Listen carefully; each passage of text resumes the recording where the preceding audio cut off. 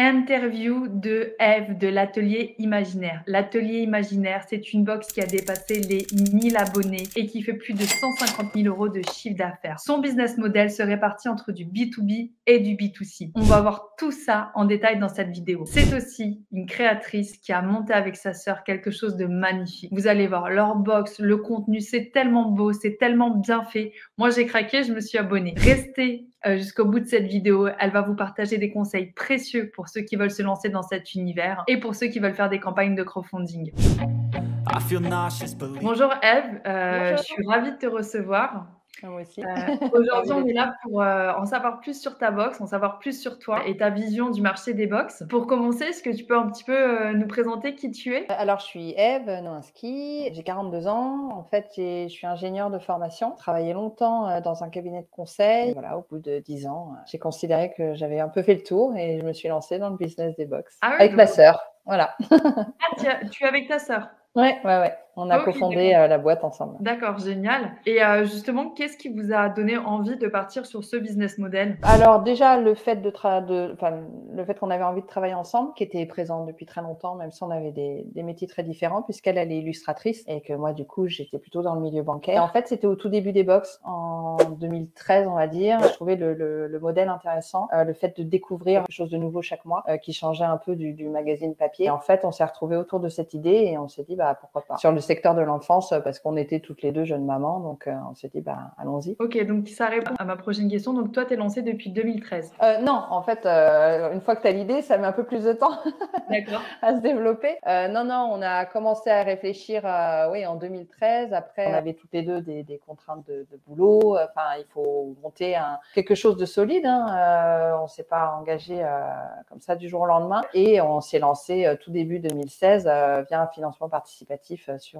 Ulule. Ah d'accord, OK. Donc c'est plus d'accord, donc à peu près à la même période. Donc et tu as fait un financement sur Ulule? OK. Ouais, c'est ça. Donc, on a récolté 10 000 €, ce qui nous a permis, en fait, de bénéficier d'une communication vraiment intéressante pour le lancement de la box, puisque on avait peut-être 250 contributeurs qui ont été nos premiers abonnés. Et donc, ça nous a assuré un volume de départ plutôt intéressant. Et puis, un apport qui était aussi intéressant pour investir dans notre stock. Non, c'est sûr. Bah, du coup, j'en profite pour rebondir là-dessus parce que tu avais dit, donc moi, je travaille aussi avec Céline de Mademoiselle Confetti, Ouais. qui, comme vous, a fait une campagne de crowdfunding. Enfin, j'en ai fait une, mais j'ai pas eu une expérience positive parce que, comme beaucoup, en fait, j'ai imaginé, moi, que la campagne de crowdfunding, c'était une clé magique, en fait. Et j'ai pas du tout travaillé de communication pour promouvoir ma page. Est-ce que tu peux un petit peu me détailler, justement, toutes les actions que vous avez mises en place pour avoir ce résultat? Alors en fait, déjà à Ulule, j'ai trouvé l'équipe de très bons conseils. Ils nous ont dit tout de suite attention, parce qu'on n'avait rien. On avait comme nous, alors c'est pas des box de placement où on place des produits,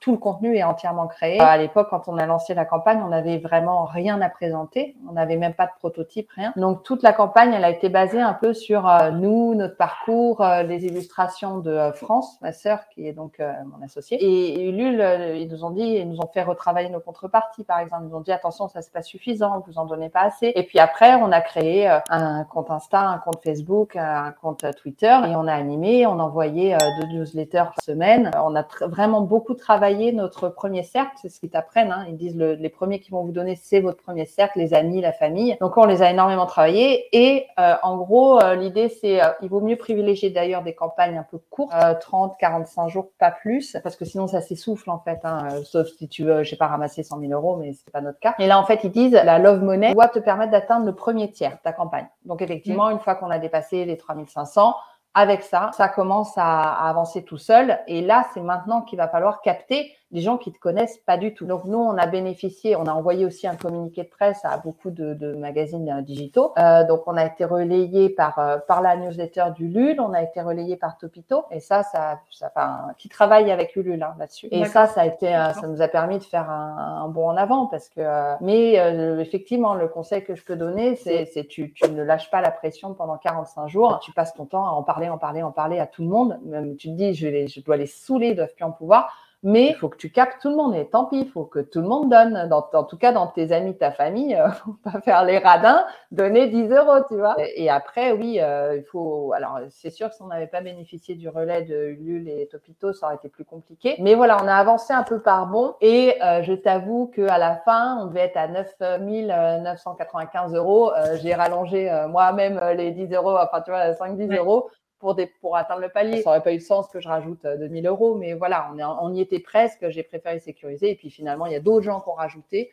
Et on a atteint le palier peut-être 5 jours avant la fin. C'est éreintant, mais ça vaut vraiment le coup. Bah, c'est une vraie campagne de communication. Ah, mais complètement, parce qu'en fait, c'est pas tant l'argent que tu ramasses, parce qu'au final, tu as la TVA, tu as la com Ulule, tu as l'argent qu'il faut que tu mettes dans justement tes investissements et tout. À la fin, en fait, il t'en reste un tiers que tu vas pouvoir consacrer à autre chose, par exemple de la communication. Par contre, pendant 45 jours, tu as mis toutes tes forces dans une opération de com et les 250, 300 contributeurs qui, à la base, n'avaient jamais entendu parler de toi, parce qu'en fait, nous, on a eu genre 50 contributeurs de Love Money. Tout le reste, c'était des inconnus. Ils n'ont jamais entendu parler de toi. Ils relaient. Et après, surtout, ils sont restés abonnés. Donc ça, c'est super intéressant. Donc oui, Ulule, enfin, le crowdfunding en général a vraiment un intérêt pour la communication du lancement de ton activité. Ouais, je suis d'accord. Et puis, le plus que tu as par rapport à une communication classique sur un site, c'est la Love Money que tu n'aurais pas sur un site classique. Enfin, peut-être moins. Ah bah clairement, oui. Ouais, bien sûr. Donc, factuellement, tu as fait, donc tu nous as dit, beaucoup de communication sur les réseaux sociaux. Ouais. C'était quoi le rythme un petit peu? Tu te rappelles? Un par jour. Un post par jour, OK. Ouais, Avec tous les genre jours. un peu en mode, les pourcentages et tout ça pour… Ouais, alors ça, on faisait peut-être, dès qu'on passait, on va pas dire, on est passé à 11%, on est passé à 12%, tu vois, mais par contre, tu vois, tous les 10%, on faisait un récap. On faisait beaucoup de petits gifs animés. On faisait des espèces de petits dessins animés. Enfin voilà, après, je te dis, comme on n'avait pas de produit à montrer, c'était un peu compliqué pour nous. Donc, on a mis toutes nos forces dans l'animation et l'illustration. Donc réseaux sociaux tous les jours. Newsletter, tu as dit 2 fois par semaine? Ouais, 2 fois par semaine. Et comment tu les avais récupérés, les mails? Ah bah alors, pour ce qui est de la Love Money, c'est des mails quand même de ton entourage. Donc, Ouais, OK. voilà. Après, les mails, les contributeurs, en fait, alors sur Ulule en particulier, tu peux envoyer des newsletters via Ulule. Donc, tu récupères pas forcément. Alors, je t'avoue que c'était il y a du coup maintenant quelques années. Je sais plus si tu récupères les mails. Je crois que oui. Mais nous, on est passé par la newsletter que Ulule te permet de faire en t'adressant à tous tes contributeurs. Et après, communiqué de presse. Donc, c'est réseaux sociaux, mail, communiqué de presse. Après, honnêtement, aucun de communiqué de presse qu'on a envoyé a donné quelque chose. Mais il faut le faire. Après, t'es pas à l'abri d'une Oui, bonne voilà, nouvelle. on sait jamais. Nous, moi, je pense que ça n'a pas marché aussi parce qu'on n'avait rien à montrer finalement. Mais voilà, après, je pense que Ulule a vu les efforts qu'on faisait dans notre campagne et c'est peut-être pour ça qu'ils ont choisi aussi de nous mettre en avant. J'avoue que je ne sais pas comment leur choix s'est fait, mais le fait de faire partie de leur newsletter, je crois que elle est hebdomadaire, ça a été un vrai plus pour nous. Oui, parce que là, tu as pu bénéficier de toutes les personnes qui étaient dans une C'est ça, volonté. tu touches les personnes que tu n'aurais pas touchées autrement. Hyper intéressant. Donc ça, c'est tout votre lancement. Aujourd'hui, est-ce que tu peux me décrire ce qu'il y a dans ta box? Ouais, alors en fait, ce qu'il y a dans notre box, donc en fait, nous, on est un magazine. En fait, juste pour te remettre un tout petit peu de contexte, on a commencé avec une box. À l'époque, c'était les box colis qui contenaient en gros des activités de loisirs créatifs. Donc, il y avait tout le matériel, même les ciseaux, la colle, et puis quelques fiches, papier autour du thème. Donc, en fait, en 2018, sur ce modèle des box, on a choisi de pivoter parce que en fait, la plupart de nos abonnés nous disaient on n'a pas le temps de tout faire, donc on reçoit déjà la suivante, excuse-moi. Et puis, on s'y retrouvait pas en termes de modèle économique. On margeait pas assez. Les frais de port, tu dois connaître ça, nous coûtaient une blinde. C'était plus envisageable de continuer comme ça. Donc, on a choisi de partir sur, en fait, ce qu'on appelle maintenant un kit. Donc, aujourd'hui, vous avez pivoté? Voilà, on a pivoté et on est parti sur une enveloppe pour bénéficier quand même de tarifs postaux plus intéressants qui contenait une seule activité pour que justement il n'y ait pas ce problème d'accumulation de box que les gens n'arrivent plus à faire et du coup ils arrêtaient leur abonnement en attendant d'avoir fini leur box. Enfin, tu vois, pour nous, c'était pas envisageable. Au début, parce que vous mettiez combien d'activités? 3 grosses activités, donc effectivement, d'accord, OK. C'était trop. Après, le prix n'était pas le même, donc du coup, on est passé à un prix plus intéressant aussi pour les abonnés. Donc, depuis 2018, on est donc sur un kit comme ça. Je tiens à l'envers, comme ça. Et en fait, dedans, tu as un magazine. Donc, un magazine comme ça, tu as 24 pages, donc tu as des rubriques d'actualité pour les enfants. On a un dossier éducatif qui fait 8 pages centrales et qui est sur le thème évidemment du kit. Et tu as après un pas à pas illustré pour qu'ils puissent réaliser une activité manuelle. Et l'activité manuelle, en fait, on fournit tout le matériel pour qu'ils puissent réaliser.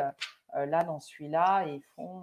J'ai mis tout à côté de moi. Ils font. Alors, je ne sais pas si tu vois bien, j'ai beaucoup de lumière. Génial. Et ils font, voilà, en fait, c'est une boîte à suspendre comme ça, en forme de lune. Donc, en fait, tous les mois, tu as, tu vois, là, on a fait un truc sur le Japon. Ils faisaient une petite tirelire chat avec la tête qui tourne pour pouvoir. Enfin, ça s'accroche, tu as une encoche et tout. Voilà, tous les mois, ils ont un thème et une activité à côté à faire en volume pour fabriquer un objet ou un jouet eux-mêmes. D'accord, je vais m'abonner. J'aime trop. Ah, j'adore. Mais quel boulot, vous, de votre côté, en termes de… Ouais, voilà. Le truc, c'est que effectivement, il y a effectivement énormément de travail. Il y a un côté rédactionnel qui est assez costaud parce qu'on est sur, je te dis, entre 24 et 32 pages tous les mois avec voilà, des rubriques, il y a un coloriage des jeux, enfin, etc. Et puis, il faut inventer l'activité parce que c'est un kit inédit tous les mois. Donc, voilà. Et puis, en plus, le gros défi, c'est quand même qu'il faut que tout tienne dans une enveloppe comme ça pour qu'à la fin, tu fasses un truc genre ça, tu vois. Donc, c'est du… À la fin, ouais, merci. À la fin, voilà, on a un objet en volume alors que tu as reçu une enveloppe toute plate, quoi. Tu as d'autres… donc, tu m'as montré là, il y a le bateau. J'ai vu…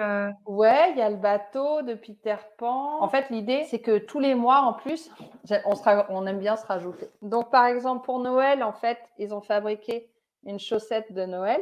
Donc, là, c'est un atelier couture. Donc, tu vois, après, ils mettent ce qu'ils veulent dedans, quoi. Ça, par exemple, c'est une piñata. C'était sur le thème du Mexique. Et en fait, comme on la trouve très jolie quand même, on ne voulait pas qu'on la casse, quoi. Donc, en fait, ce qu'on a fait, c'est qu'on a fait une petite ouverture. Et en fait, ils ont juste, tu vois, attiré. Et après, ça tombe. Et après, ils la remettent parce que comme ça, ils peuvent accrocher leur piñata au mur. Pour Halloween, par exemple, c'était une petite chauve-souris comme ça où tu peux plier qu'elle est ses ailes. belle. Tu peux la mettre à l'endroit ou à l'envers. Là, il y avait le carnaval. Donc, on a fait un truc sur le thème de Rio. Donc, en fait, tu avais, je te le mets comme ça. Tu avais une coiffe pour le carnaval. Enfin, voilà, c'est des objets comme ça. Ça, c'est un petit pot à crayon en forme de lama. Je sais pas si tu vois bien. Voilà. Et puis, voilà, on a un truc façon cabinet curiosité, tu sais, sur les insectes. Ouais. Voilà. Avec des et aussi, ils fabriquent, là, c'était un diorama sur le thème des Vikings. Donc, comme je te dis, et puis le dernier aussi, c'est une petite maison. En fait, c'est pour pouvoir accrocher tes clés. Tu accroches tes clés là et tout. Tu l'accroches au mur. Et puis, ils fabriquent un petit oiseau, une petite mésange en laine. Donc, l'idée, c'est que chaque mois, nous, c'est un peu la deuxième contrainte qu'on se rajoute, c'est qu'on veut qu'ils testent une activité différente, une technique de loisirs créatifs différente tous les mois. Donc, tu vois, tu as entre la couture, le métal à repousser, fabriquer un déguisement, le pot à crayon, le travail du bois, du papier, etc. Nous, une de nos valeurs fortes, c'est déjà, on est Made in France, donc on cherche des produits parce qu'on travaille à partir de matériaux bruts. À la base, ils reçoivent, je te dis, un sachet dedans, t'as ça, quoi. Donc, tout est brut. Mais tes fournisseurs doivent souvent revenir. C'est tout. Tu dois tourner un alors, peu. effectivement, au bout d'un moment, là, tu vois, on a une 60aine de kits quand même à notre actif.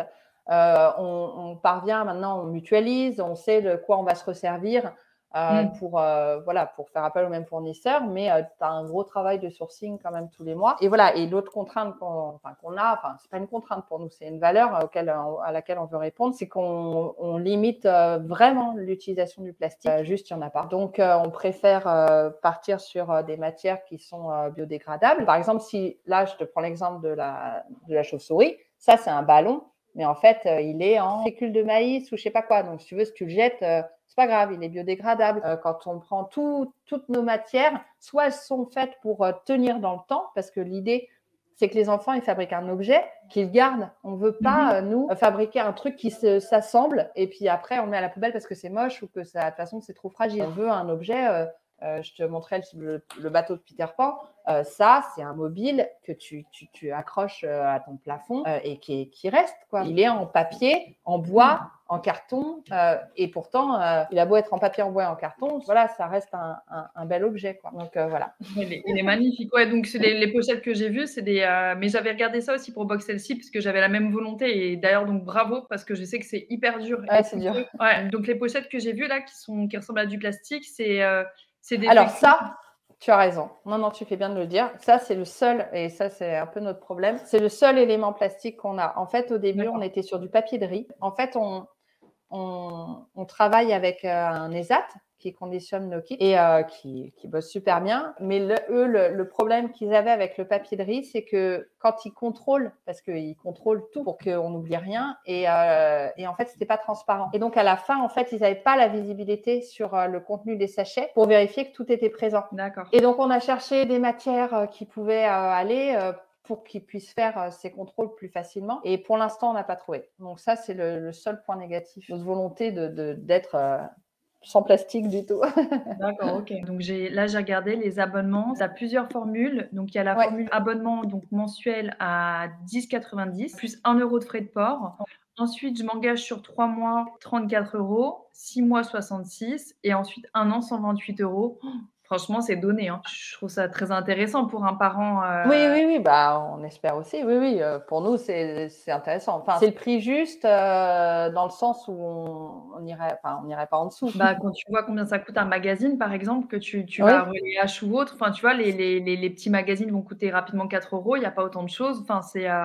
Donc, ok, canon. Bah, franchement, je vais la tester parce que je trouve ça super. Ouais. Comment vous trouvez vos idées? Alors, écoute, les idées nous viennent toutes seules. Donc ça, c'est pour l'instant, tu vois, ça fait maintenant 6 ans qu'on fait ça. On n'a jamais eu de panne d'inspiration, sachant que en plus, on ne fait pas 2 fois le même kit. Donc, là, maintenant, on a, je te disais, 60. On a créé 60 kits. Alors, ce qui nous est arrivé de faire, c'est comme au début, on faisait des box, on les a transformés en kits. Par exemple, les dragons. On avait fait une box sur le thème des dragons. On s'est dit, c'est quand même dommage de ne pas le proposer aussi sous format kit, mais du coup, c'était plus la même activité, c'était plus le même livret. On a refait le thème. Mais sinon, on essaye de faire un thème nouveau par mois. Et vos abonnés restent en moyenne combien de temps? 4 ans. Ça veut dire que, imaginons, leurs enfants, ils ont démarré à 6 ans, puisqu'on est sur du 6-12, quoi. Ça veut dire que leurs enfants, ils ont 10 ans, ils continuent, quoi. Sinon, donc je veux dire, sur les abonnements mensuels, on les garde 9 mois. Oh là là, c'est assez long déjà. Ouais. Ah ouais, vous répondez à un besoin parfaitement. Ouais, ça, là-dessus, on est très contente, c'est qu'on sait qu'effectivement,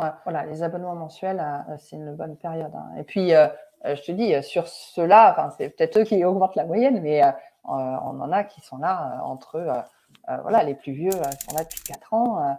Et on a des abonnements mensuels qui tournent depuis 2 ans et qui ne s'arrêtent pas, quoi. Donc, non, c'est chouette. Ah, c'est canon. Et aujourd'hui, vous avez combien d'abonnés? Alors, tu sais que c'est une activité saisonnière.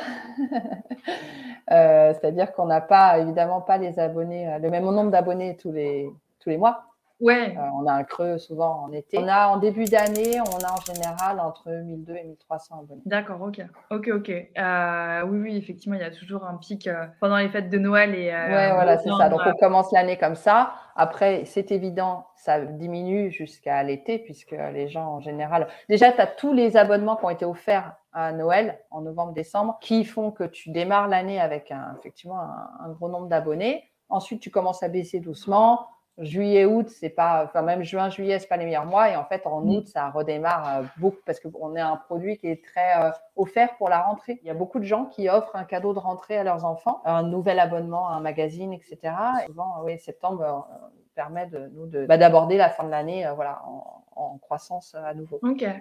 Donc là, ce qu'on se disait aussi, donc j'ai vu que vous avez un business model pas uniquement basé sur l'abonnement.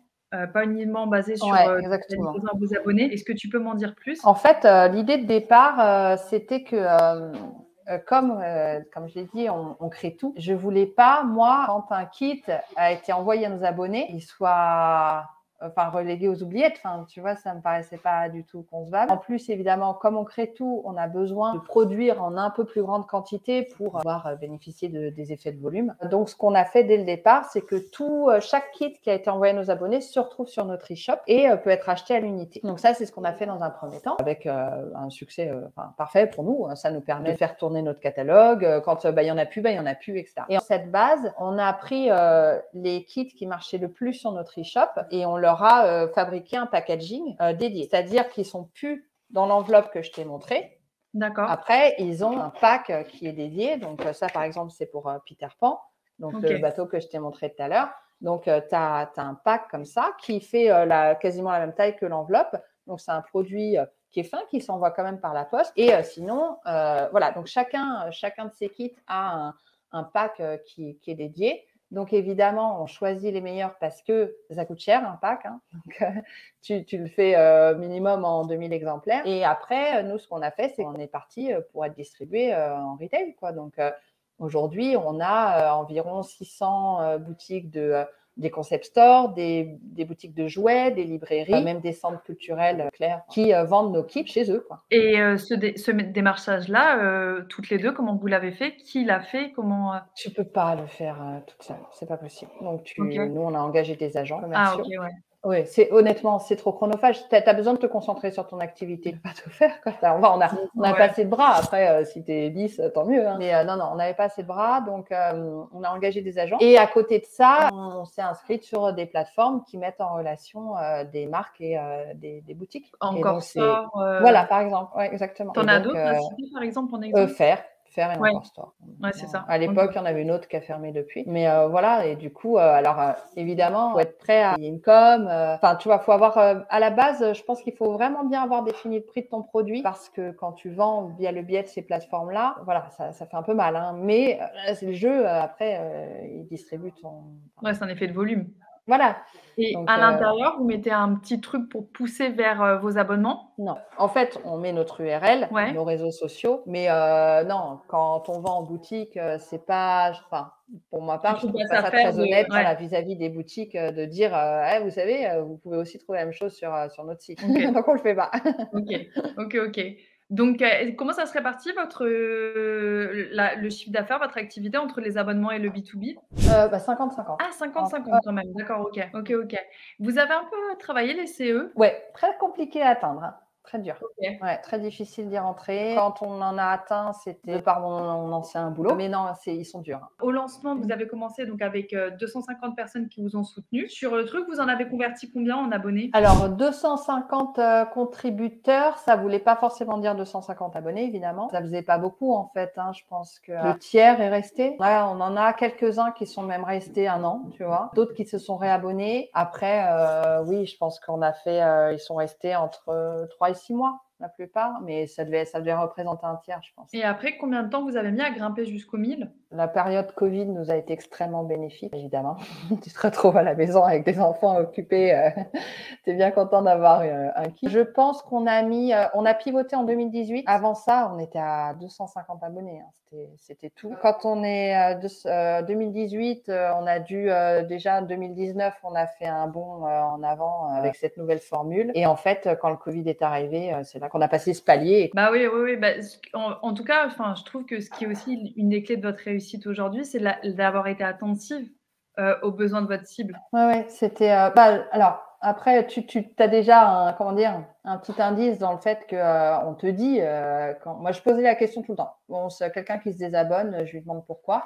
Peut-être que le produit ne lui plaît pas, je veux savoir pourquoi, pour nous améliorer. Puis quand tu as la réponse, en fait, on n'a pas le temps de tout faire, qui revient, tu te dis, bon, c'est pas comme ça que je voyais mon produit. Et du coup, on a fait un questionnaire qu'on a envoyé à tous nos clients. On a eu une centaine de réponses et ça nous a permis de recalibrer notre produit. On a fait les choses un peu à l'envers, c'est-à-dire nous, on a clairement pas fait les choses dans le bon ordre. On te dit, faites une étude de marché pour identifier le besoin, etc. Nous, on s'est dit, on veut faire une box pour enfants, bim, on l'a fait, sans du tout s'intéresser, enfin, on s'est pas posé la question. D'ailleurs, moi, c'est tout ce qui est marketing, à la base, je connais rien du tout. Et c'est là, par contre, au moment du pivot, qu'on s'est servi de notre base de clients pour dire, voilà, on a réfléchi à un nouveau produit, aidez-nous à faire en sorte qu'il vous corresponde le mieux. Bah, c'est en quelque sorte, enfin, c'est la meilleure forme d'étude, hein, Oui, finalement, on était, enfin, voilà, parce parce que qu'on parlait l'étude de déjà à notre marché, cible, donc. c'est vrai Donc, qu'effectivement, c'était c'est bien. bien de faire un sondage pour savoir un minimum où tu déposes les pieds, mais moi, j'avais fait la même chose pour Box Healthy. Au début, c'était Box Minceur. Enfin, tu vois, tu as l'idée de base qui te motive à te lancer, et puis après, tu écoutes ton. Et c'est là où il faut savoir être flexible. Et je vois des gens qui sont un peu genre figés sur leur idée, qui n'arrivent pas à bouger de genre, mais mon concept, c'est ça. Ouais, faut accepter Et voilà. ça peut pas tromper, mais il faut accepter de remettre tout en cause. Ouais. Ouais, ça fait partie. Et Ouais, c'est dur, hein. C'est dur parce que tu dis au revoir à quelque chose, et puis après, quand ça marche, tu regrettes pas du tout. Hein. Mais il faut être en évolution constante, hein, c'est ça. Ouais, c'est ça. Faut vraiment avoir un esprit flexible et pas voilà, et pas être comme scellé dans du marbre sur une idée. Faut se dire ok, pas de problème, je passe à autre Ouais, tout à chose. fait. Pour toi, quels sont les avantages du business des box par abonnement? Alors, le premier avantage, c'est que tu as un revenu tous les mois. Le deuxième, c'est que le client paye avant que tu as envoyé. Enfin, c'est que des histoires de trésorerie, mais clairement, on n'aurait pas pu faire la même chose en faisant que développer des gammes de produits unitaires qui se vendent que sur notre e-shop ou sur les boutiques. En fait, le modèle des box nous a permis d'atteindre ce qu'on voulait atteindre, c'est-à-dire de créer des kits unitaires et de les vendre en retail. Nous, notre objectif, c'est d'être vendu partout. Notre but, c'est d'être un vrai éditeur de loisirs créatifs et éducatifs. Le modèle par abonnement est un moyen pour nous d'y parvenir parce que il t'assure un roulement qui est négligeable du tout, quoi. Donc ça, c'est pour moi, c'est l'attrait le plus fort de ce business, quoi. Et je trouve aussi, c'est ce que tu avais dit tout à l'heure. Donc ça, c'est l'aspect économique du côté de l'entrepreneur, mais aussi pour le client. Ah oui, et du point de vue du client, enfin, c'est une question, je pense, vraiment de personnalité, les personnes qui aiment recevoir ça ou pas. En l'occurrence, nous, on s'adresse à des enfants. Je sais le plaisir, parce que nos enfants aussi l'ont vécu, d'avoir du courrier qui t'est adressé dans la boîte aux lettres tous les mois. L'impatience que tu as à recevoir ton kit, quoi, qui est pour toi. Tu sais pas, en plus, nous, on prévient les parents, ils savent quel va être le thème. Après, à eux de le dire aux enfants, mais de découvrir, voilà, ce qu'il y a dedans. Je sais que les enfants, en plus, on a certains abonnés qui lisent le magazine en entier avant. C'est des comportements qui sont différents. Il y en a qui sont plus sur l'activité, d'autres qui préfèrent avoir vu tout le thème, enfin, de comprendre de quoi on parle et tout. Mais non, le côté la surprise qui revient tous les mois, surtout quand les personnes l'offre à Noël, c'est vrai que c'est un cadeau qui se prolonge et qui plaît beaucoup parce que pour la personne qui offre, c'est une façon de faire en sorte que le destinataire pense à lui tous les mois. Enfin, tu vois, ah ben oui, c'est ma marraine qui Ma marraine, elle est super. Voilà, elle est vraiment trop bien. J'ai reçu, enfin moi mes enfants, alors évidemment du coup c'est un autre magazine parce que parce que nous ils ont les kits quand ils veulent, mais fille, elle dit j'ai reçu le magazine de Julie. Ma sœur. Non, c'est pas elle qui fait le magazine, mais elle est trop contente. Et donc, ouais, il y a le côté surprise qui revient tous les mois, etc. Et je sais que c'est le même principe. Enfin, je suppose, toi, tu disais tout à l'heure que tu étais assez fan des box et que tu étais abonné à plusieurs. Voilà, il y a le côté surprise. Et puis, le cadeau qu'on fait à soi-même quand on s'abonne. À l'époque, j'étais abonnée à une box beauté. Pratique, par exemple. Hein. Moi, je trouve l'aspect pratique. Enfin, en l'occurrence, tu vois, là, moi, je pense que votre box, je vais la prendre. C'est l'aspect aussi, ça te facilite. C'est pratique aussi. Ça arrive directement. Moi, j'ai mon activité pour, tu vois, pour midi. Ouais. Tu n'as pas eu besoin de choisir, tu la reçois dans ta boîte aux lettres, c'est confortable. Ouais, tout à fait. Quels seraient tes conseils à quelqu'un qui veut se lancer dans le business des box? Alors, tu as vu, nous, on est sur un modèle un peu particulier. Je pense que la première chose, c'est, et on en a parlé tout à l'heure, c'est ne pas avoir peur de pivoter. Le produit, quand on se lance, on pense que c'est le meilleur, mais comme tu disais, c'est pas gravé dans le marbre. Faut suivre quand même les attentes de ses clients. Pour moi, le retour des clients, surtout le négatif, est très important et très constructif. Tu vois, quand je te dis nous, on a pivoté, on n'a jamais cessé néanmoins d'apporter des petites modifs au contenu de notre magazine parce qu'on suivait les retours qu'on nous faisait. On nous disait j'aimerais bien y trouver plus de jeux. Quand on a 10 qui te disent ça, bah ok, on met plus de jeux. C'est pas, il n'y a pas besoin de tout révolutionner, mais tu peux commencer avec un produit qui est en mode skateboard pour le faire évoluer jusqu'à voilà, quelque chose qui roule très bien, quoi. Donc la première chose, c'est ça. Et la deuxième chose, c'est quand même d'être très attentif à ta marge. Enfin, ça peut paraître un peu trivial comme souci, mais clairement, il y a beaucoup de choses qui coûtent très cher. C'est con, hein, mais un carton d'expédition, ça coûte cher. Les frais d'envoi, ça coûte cher. Et voilà, il faut quand même bien calculer ce qu'on met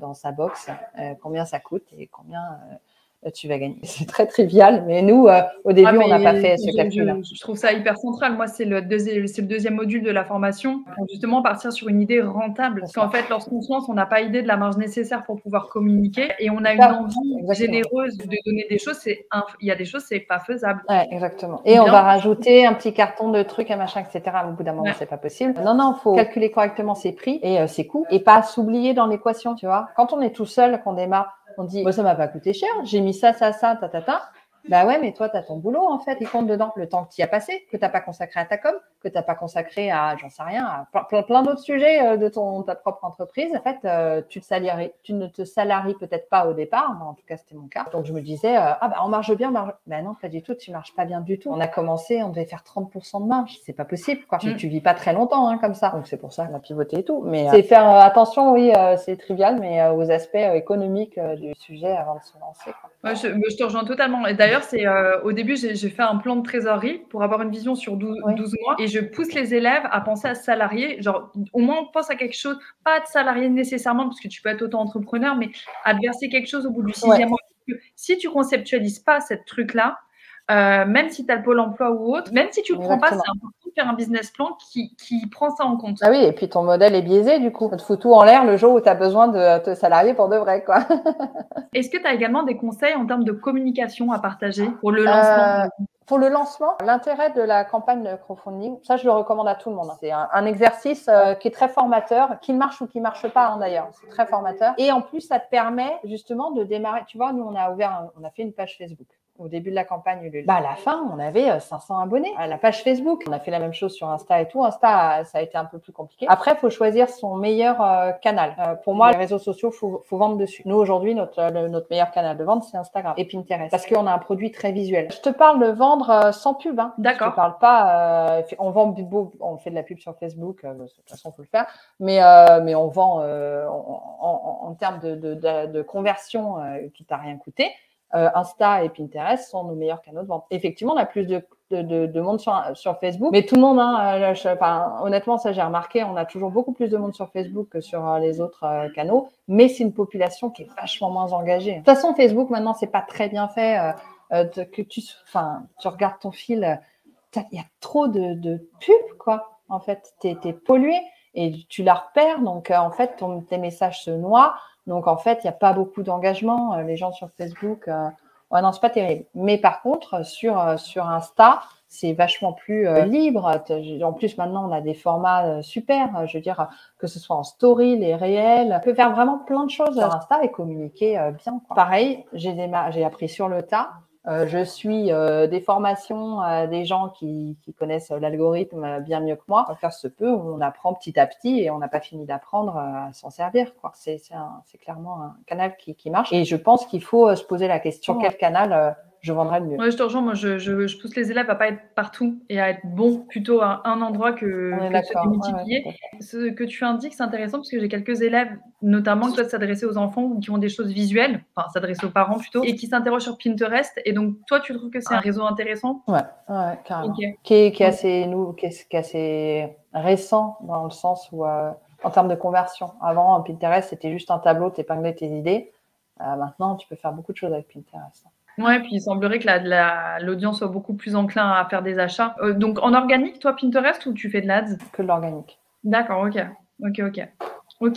Donc on a testé l'ADS, c'est pas foufou hein, pour l'instant. Ouais, c'est leur début, hein. C'est pas aussi performant que les autres, c'est clair. Ouais. Donc toi aujourd'hui, ton conseil pour quelqu'un qui se lance, donc la campagne de crowdfunding, un bon exercice, les réseaux sociaux, un élément important. Essentiel même. Okay. Et puis, puis pas avoir peur de se remettre en cause, quoi. En question, je veux dire, pas en cause. Qu'est-ce que tu dirais à quelqu'un qui hésite justement à se lancer? Toi et ta sœur, vous avez mis quelques années à franchir le pas. On a mis quelques années, c'est pas qu'on avait des doutes. En fait, ce que je te disais, c'est que le business des box était récent à l'époque où on a commencé à y réfléchir, parce que les box pour enfants, moi, je crois que les premières, c'était à peu près en 2013. L'idée, je pense qu'on l'a eu plus tard quand même. On n'a pas mis 3 ans pour réfléchir à notre idée. Je pense tu vois, fin 2014, on commençait à y réfléchir. Je me disais, oh, hein, j'aimerais bien faire autre chose. Et si on travaille ensemble, en 2015, j'ai eu l'idée, le temps que je finisse mon taf, parce que j'aime bien faire les choses proprement, moi. Je pars, je laisse rien derrière moi. Voilà, je suis partie en gros en janvier, on va dire en janvier 2016, je sais pas quoi. Et en mars, la campagne était prête et c'était parti. Donc au final, non, on a mis peut-être, oui, 6 mois. On a eu l'idée, on a commencé à bosser vraiment dessus pendant 6 mois. On s'est dit voilà ce qu'on ferait, etc. Et puis au bout de 6 mois, allez, c'est bon, maintenant on est prête, on se lance, quoi. Ça aurait pu être beaucoup plus rapide, c'est juste qu'on avait chacune des trucs de notre côté qui faisaient qu'on n'avançait pas très vite. Et est-ce que tu aurais justement un message à quelqu'un qui hésite de se lancer, qui se dit que j'y vais pas? Enfin, c'est compliqué de dire bah si, vas-y. Quel a été toi ton moteur en fait pour te dire genre je quitte ce job-là et je m'offre la chance d'autre chose? Ça va pas être drôle du tout, hein, ce que je vais dire. En fait, c'est parce que ma mère a eu un cancer et je me suis dit à 60 ans et je me suis dit en fait est-ce que moi voilà cette idée me travaillait et je me suis dit c'est quoi, ça va être quoi ma vie, ça va être de bosser dans un truc qui me plaît moyennement et puis à 60 ans je me retourne et bim j'ai un cancer. Enfin non, c'est pas la vie que je veux mener. Donc, tant pis, j'y vais. Voilà, c'est parti de cette réflexion-là, où je me suis dit, bah voilà, j'ai plus de temps à perdre. J'étais dans un boulot qui m'empêchait de voir mes enfants, qui était très, très chronophage. Et je voulais être mon propre patron. En fait, c'est surtout ça. Après, c'est pas rigolo tous les jours. C'est pas un boulot où tu gagnes 10 000 balles par mois. Ça, enfin, on le sait, hein, c'est une course de fond. Faut être prêt mentalement. Enfin, c'est pas facile. Mais je pense qu'il y a une chose qui est importante, c'est soit tu as l'esprit d'entrepreneuriat, soit tu l'as pas. Et c'est pas grave. Mais si tu as l'esprit d'entrepreneuriat et que tu te dis vraiment, je veux construire quelque chose et je veux bosser pour moi, ben il faut y aller. Au pire, tu auras perdu quelques sous et puis tu n'auras pas perdu du temps parce que je pense que tout c'est très formateur. Mais oui, bien sûr que je conseille de se lancer. Mais par contre, ça c'est important. Moi, je me suis lancée, je suis mariée. Heureusement, j'ai pu tenir grâce au chômage. Et au début, c'était dur. On a bien réduit. Enfin voilà. Ce que je veux dire, c'est que se lancer tout seul, sans avoir quelque chose à côté qui peut t'assurer, enfin de continuer à vivre, quoi. Je trouve que je me serais pas lancée si on n'avait pas été deux, quoi. Je trouve qu'une pression financière, c'est pas non plus sain dans la vie de ton business parce que tu vois, tu fais des choix serrés. Enfin, ça dépend comment chacun vit ça, mais tu fais des choix par rapport à ça. Mais à peu près 80% de mes élèves qui sont encore salariés. Et moi, quand j'ai lancé ma box, j'étais encore salariée. Moi, là, ce que j'accompagne, c'est pas des formats aussi complexes que vous. Oui. C'est des choses plus simples qui nécessitent mais tant mieux. Et peut-être que ça permet de conserver une activité à côté. Bah, c'est ce qui permet de pouvoir le faire. Ah oui, c'est important. 6 heures par semaine, tu fais 2 heures à peu près par jour. Et puis, quand tu commences à sentir le truc, là, tu peux te permettre de quitter ton job. Ouais, la transition est pas la même. Je suis complètement d'accord. Ouais, et je le recommanderais aussi. Hein. Je vois beaucoup de trucs sur YouTube. Ouais, 100 000 € en 3 mois avec sa box machin. Enfin, arrêtez, c'est pas vrai. C'est pas vrai. Enfin, faut être honnête. Tu construis une entreprise quand même. Enfin, 100 000 €. Enfin, non, ça me tue hein, quand je vois ça. C'est faux. Bah, 100 000 € en 3 mois, ça fait beaucoup. Après, moi, tu vois, ce que je m'organise, c'est pour que les élèves, ils sortent avec à peu près 250 abonnés. En ayant fait une campagne, il y a 3 mois de boulot intense. C'est sur des business modèles particuliers. Moi, je pense sur les choses les plus simples et pas des business modèles trop complexes. Je suis d'accord, mais enfin, juste, effectivement, tu as tout à fait raison. Mais il faut pas rêver, c'est du boulot. Voilà, bien sûr, c'est du boulot et je te jure, des fois, je peux passer des trucs, je dis, mais arrêtez de mentir, quoi. Quand t'es enfin, je veux dire, maintenant, ça fait 7 ans qu'on fait ça. On sait très bien comment ça marche. C'est énormément de travail. Je sais comme c'est dur d'aller choper un abonné, mais un abonné. 250, 1000. Bah écoute, merci beaucoup pour ton temps. Je te dis à bientôt alors. À bientôt, ouais. Merci beaucoup. Salut.